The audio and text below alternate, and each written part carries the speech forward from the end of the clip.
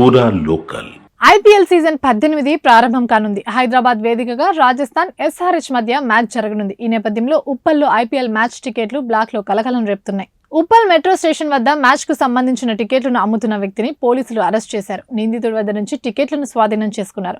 IPL సందడి వేళ ఉప్పల్లో cricket మ్యాచ్లు తిలకించేందుకు ఫ్యాన్స్ ఎంతో ఆశగా ఎదురుచూస్తూ మ్యాచ్ టికెట్ల కోసం ఎగబడుతున్నారు. ఈ క్రమంలో కొందరు మాత్రం మ్యాచ్ టికెట్లను బ్లాక్ లో అమ్మడం మరోసారి చర్చనీయాంశంగా మారింది. ఉప్పల్లో జరగబోయే ఆర్ఆర్ వర్సెస్ ఎస్ఆర్హెచ్ మ్యాచ్ టికెట్లను మెట్రో స్టేషన్ వద్ద బ్లాక్ లో అమ్మడం కలకలం రేపుతున్నాయి.